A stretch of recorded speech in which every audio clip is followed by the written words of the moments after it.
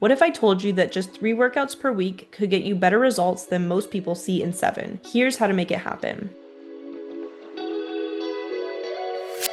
Hi, everyone. Welcome back to the Always Active podcast. I'm your host, Katie, and this episode is for you if you're already a few years into your fitness journey, you value your time, you're already pretty consistent, and you feel like you're putting in a lot of effort, but you're frustrated because you're not seeing the results that you want. I've been there, and in this episode, I'm going to explain what you're doing wrong and share 3 tips with you to help you achieve better results faster. So, without further ado, let's get psyched to move.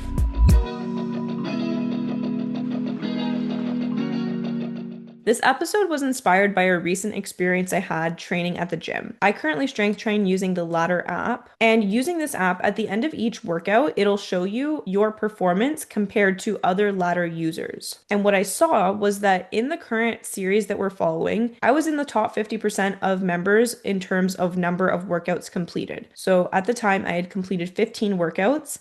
And that meant that 50% of users had completed more workouts than me, and 50% of users had completed less. So I was kind of right in the middle. But despite only being in the top 50% of number of workouts completed, I was in the top 5% for total volume, meaning that I had completed more total volume than 95% of other Ladder members. My total volume was 131,000, so as you can see, volume is a much higher number. Volume meaning weight lifted times the number of sets and reps completed. And the way that I interpreted this was that I was accomplishing more than most people, but in fewer workouts. Now, I don't share this to say that I think I'm better than other people. That's not the case. And I haven't always been this efficient in the gym. It's only recently that I've learned how to achieve more in less time. And so that's why I want to share this with you so that you can avoid the mistakes that I made earlier on in my fitness journey. In the earlier stages of my journey, I was actually spending more time at the gym, but I wasn't really seeing any results after my newbie gains. And if you're unfamiliar with the term newbie gains, these are the rapid strength and muscle increases that you see at the beginning of your fitness journey when you first start strength training. So I've been there. I've been in a place where I wasn't seeing results and it was very frustrating and I didn't understand what I was doing wrong. Now, when I compare that past version of myself to now, I'm actually spending less time in the gym, but I'm actually seeing the results that I want to be seeing. My current routine looks like consistently completing 3 strength training workouts per week. Only 2 of those are at the gym and they are lower body focused workouts. And then the other strength training workout is an upper body at home workout. And the reason for spending such limited time in the gym is I'm a busy person. I don't have a lot of time to go to the gym and do all the things that you need to do to get yourself to the gym. So I really only get there, like I said, for those 2 times a week on average. Sometimes I'll get there 3 times, maximum 4 times a week, but I really can't remember the last time that's happened. And while I'm at the gym, I complete about 4 to 6 intentional exercises and I'm in and out in less than an hour. Versus in the past, I would have been at the gym for over an hour, maybe even up to an hour and a half, 2 hours. So I'm spending less time in the gym, but I'm actually seeing better results. And the difference is the intention that I'm putting behind my workouts. When I was coming up with the idea for this episode, I shared it with my boyfriend John, and a quote that came to mind for him was, "Practice doesn't make perfect, perfect practice makes perfect." Which in essence is really saying that quality is more important than quantity. And I personally believe that that is the case when it comes to strength training. In my opinion, I think it's better to do 3 very focused workouts at 80 to 90% effort rather than 6 mediocre workouts that you completed at 50% effort. And most of you in this community agree. When I shared a poll over on Instagram at all.ways.active, I asked, which do you believe matters more for seeing results at the gym? Quantity of workouts or quality of each workout? 85% of you responded that quality matters more. And so clearly a lot of you would agree with what I'm about to share in this episode. Hopefully this is actually reassuring to you. If you were previously in the mindset that more is better, you might actually be doing more than you need to, and doing too much can actually hold you back from seeing the results you want. So you've dedicated this time to going to the gym. I want you to ask yourself, are you being intentional and doing things that are actually going to move the needle? Because if not, you're going to be less efficient and you're not going to see results as fast or at all. So this brings me to my 3 tips to help you train more intentionally and actually see results, whatever results look like for you depending on your current fitness goals. Tip number 1 is to follow a structured plan that incorporates progressive overload versus just showing up to the gym and doing random workouts. I remember a few years back, I heard someone say that there's a difference between working out and training, and I didn't fully understand what that meant at the time, but now I completely agree. Working out is moving your body, exercising, and that's a great thing.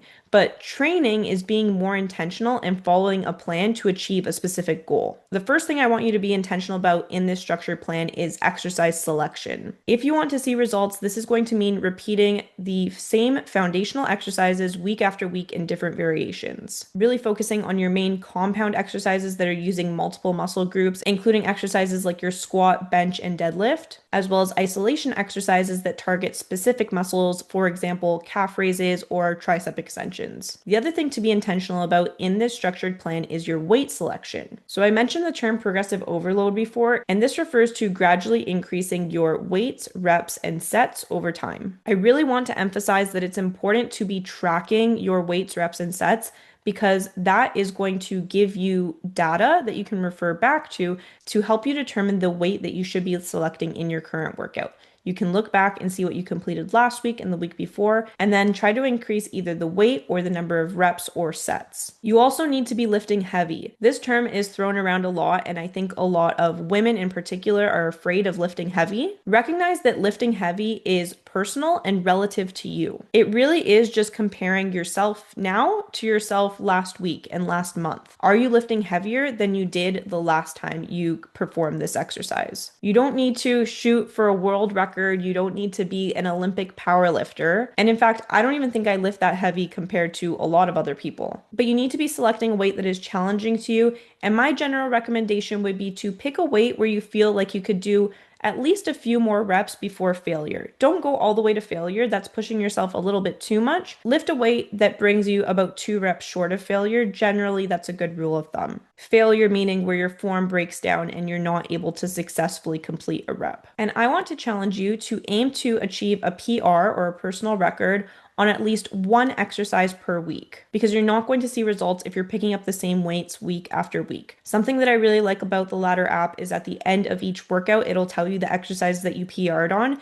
And it's really encouraging to me when I can see my graph of progress and I can see that the weight that I lifted today was more than I lifted the week before and compare it to even months ago, how much progress I've made. Hitting those PRs on a weekly basis is extremely motivating and it's going to help you to get the results that you want. If you're enjoying this episode, please leave a rating or a thumbs up wherever you're listening. It really helps out the show. And as always, I appreciate your support. Tip number 2 is to complete every rep with intention. Like I mentioned before, I want you to push yourself. Be honest with yourself. Are you actually pushing yourself a little bit outside of your comfort zone? Or are you just going through the motions and staying comfortable? You really need to give it your best effort. I want you to use the mentality, no discomfort, no gain. Now, this is an important distinction from no pain, no gain, which is something that I don't agree with. I know that's thrown around a lot.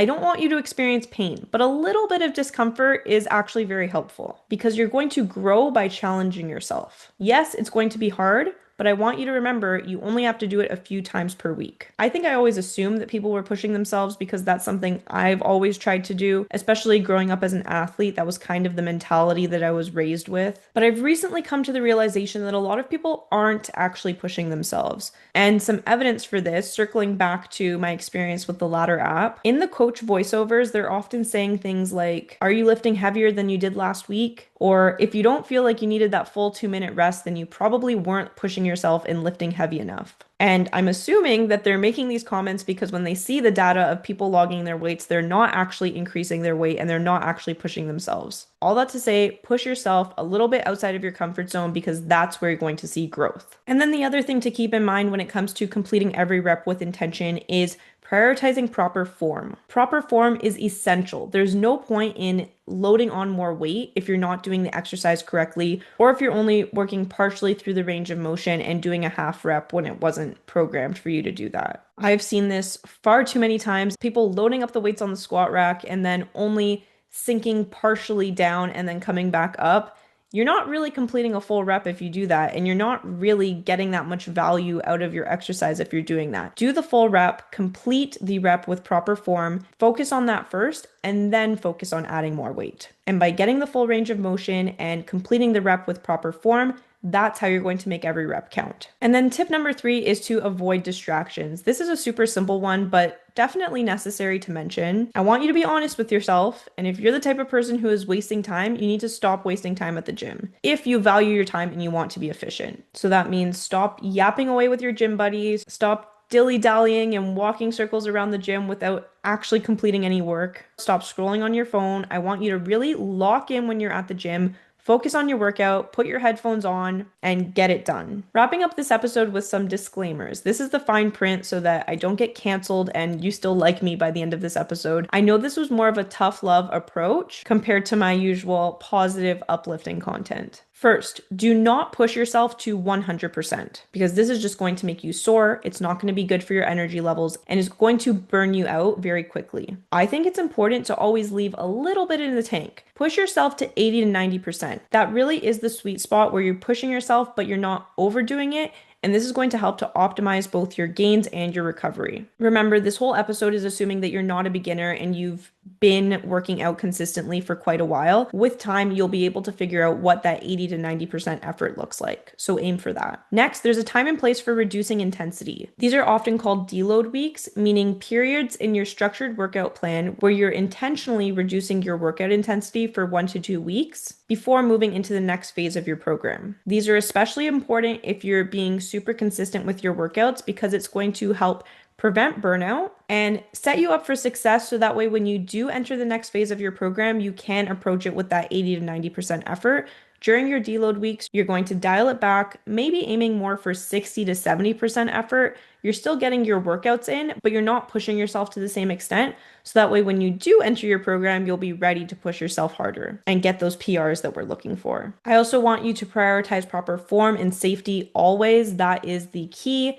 Like I said before, do not be out here ego lifting. That is not safe. Always lift whatever weight you can confidently complete safely. And again, have those couple reps left in the tank before reaching failure. Something else would be to consider taking a hybrid approach. I follow a hybrid training routine, which consists of strength training, but only about 3 of my workouts, maximum 4 workouts per week, are strength training. And those are the workouts where I'm really locking in and pushing myself. But then on the other days of the week, I'm doing all sorts of different activities. So soccer, yoga, walking, golf, pickleball, you name it. I'm doing a variety of different activities that complement my strength training and my overall active lifestyle. And by doing this, it helps to prevent me from burning out, and it also makes my routine fun and sustainable. If you're interested in creating your own hybrid training routine, be sure to download my free hybrid training guide linked in the description below. Another tip is to leave room for spontaneity. Yes, it's important to be intentional about the exercises you're doing, but you don't have to be super intentional about optimizing every single exercise. Let's say you're doing 5 intentional exercises at the gym.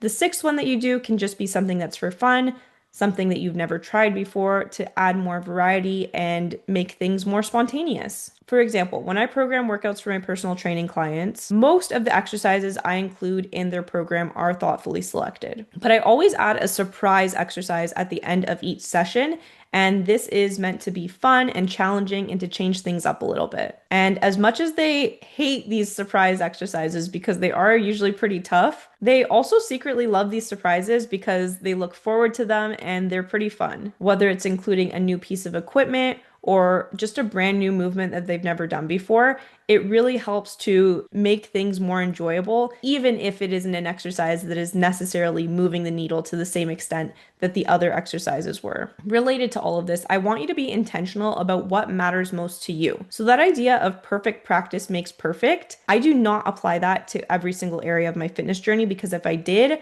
I would have no joy in my life and I would just be burnt out. I would not sustain my routine long term. If you have specific goals, that's where you need to dial up the intention. Right now, my specific goal is to focus on building muscle and strength, and so that's why I'm being intentional with my strength training. But it's impossible to be intentional about every single area of your fitness journey. When it comes to golf, I do not apply this mentality at all. I genuinely show up to the driving range and I just practice. I don't focus on making it perfect practice. I just put in the reps, and that's what keeps it fun for me. It prevents me from being discouraged and it prevents me from hating golf. But you're also not going to catch me complaining that I'm not getting better because I know that I need to try harder if I want to get better. At the end of the day, I'm just golfing for fun. It's not necessarily to get the best results in the world. Also, enjoy your social time. If you're the type of person who loves going to the gym to hang out, to chat with your gym buddies, you do you. If you're fine with spending more time in the gym, then that's fine. This episode really is just meant for the busy person who wants to get in and out of the gym quickly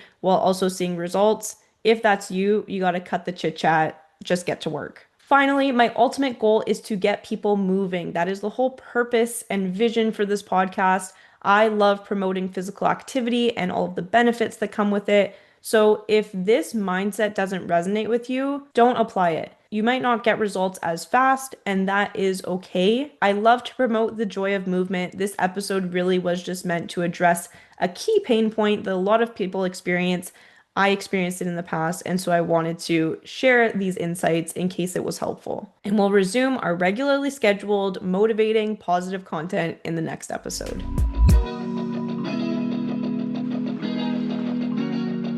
Thank you so much for listening to today's episode. The main takeaway today is that if you're frustrated with your lack of results in the gym, it really just comes down to being more intentional. Hopefully, this is also motivating to beginners that if you want to see results, you don't need to be in the gym 7 times a week, and you can actually achieve more in less time if you train with intention. Please be sure to subscribe to the podcast wherever you're listening and share this episode with your gym buddy. And with that, I'll see you in the next episode.